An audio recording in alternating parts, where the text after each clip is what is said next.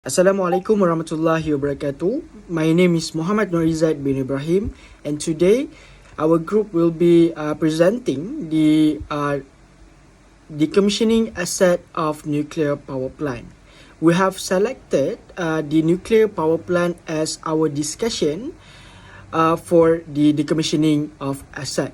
In this report, we'll be looking at the decommissioning of asset where we will discuss about the general idea of what decommissioning of asset is.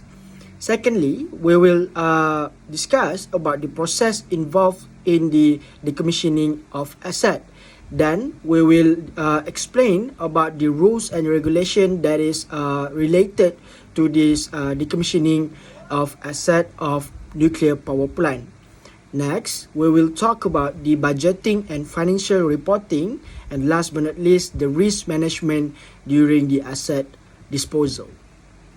Moving on, talking about the decommissioning of asset. Decommissioning of asset consists of several steps. There are four steps that are involved in the decommissioning of asset. So the first step is defining the end state of the asset. So in this step, we will be stating the desired end result of the asset after the completion of the project. This is to avoid the problem during or after the completion of the project. Secondly is the decommissioning plan. Decommissioning plan is prepared in order to assist the clarification of the process to achieve the objectives of the first step. Thirdly, the scope of work. Scope of work acts as the assistance for the management to make informed decision to the specific personnel. And last but not least, the identification of resources and appointing specialists. This is based on the level of difficulties where it will determine whether a specialist force are required or not to be involved in the project process. Moving on to the next speaker. Assalamualaikum and hi, my name is Muhammad Haikal bin Muhammad Sani. Okay, so for my part, I will be presenting on what are the processes involved in asset decommissioning. So there are three processes. For the first process is the abandonment planning, where it is required to design the project, execute the project, and monitor progress and create report. Process is called execution process, where there are 5 stages that needs to be followed to decommission a nuclear power plant, as you can see in the slides.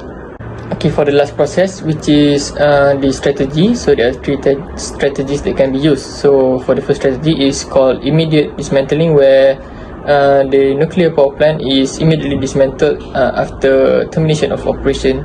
And second is called deferred dismantling, where it is required to remove all spent fuel from the facility before the demolition of building can be continued.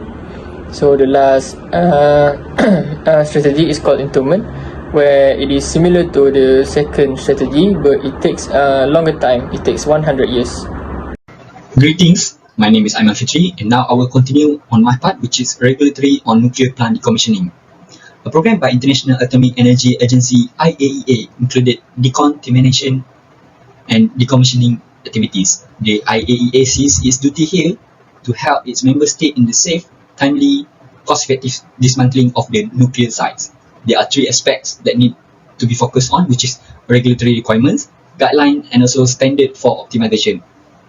So for the requirement, the creation of a safe, effective, and cost-effective strategy for decommissioning each member state's nuclear facility must take place within the context of the country's nuclear policy, as well as its safety and regulatory requirements, which are the number of and type of licensees, whether the licensees are private or are state-owned, the availability of waste storage or disposal capacity, future use of the site, the availability of the necessary technology and skilled workers, and also the financial resources needed to complete the task. So there are general analysis of the national decommissioning strategies, all including as following: a legal and regulatory framework, materials recovered during the decommissioning work is recycled and reused, and the organization in charge and the roles that have been assigned to them, which is they have to assigned to handle waste management, financial assurance, and also miscellaneous. Next, for regulatory guidelines, the regulatory procedure to guidelines and evaluation of decommissioning solution varies per member state. Here are several examples, which are decommissioning regulation provide particular standard for decommissioning options, timing, and so forth.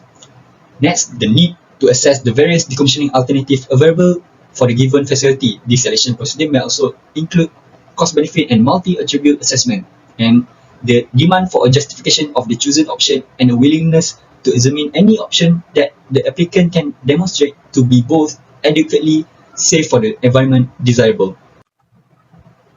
These are the steps for pre-decommissioning activities, which is defueling, plant disinfection, removal of radioactive materials in the process, as well as waste that generated during the regular operation.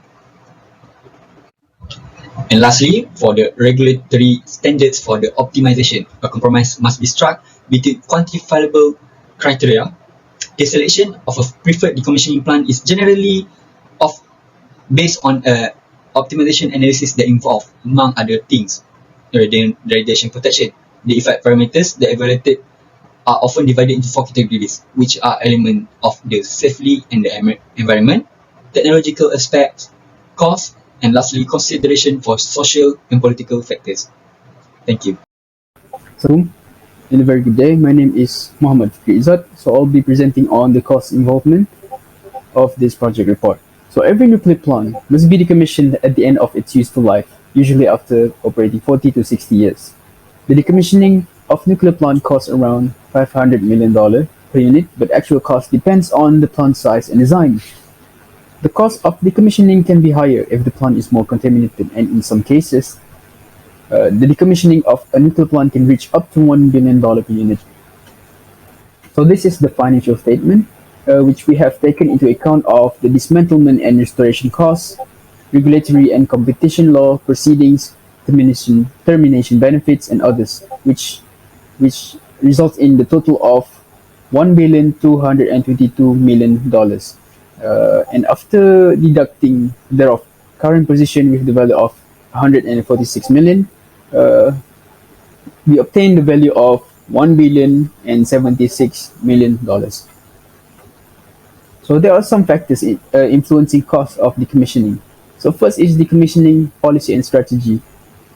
Next is roles and duties of the diverse actors and the regulatory framework, planning and preparation phase prior to decommissioning, and site characterization, management of spent fuel and operational waste, dismantling operations and related waste management, prospects for waste disposal, including spent fuel, final stage of decommissioning, delicensing, site restoration and reuse, manpower management, and last but not least, risk management, uncertainties, and contingencies.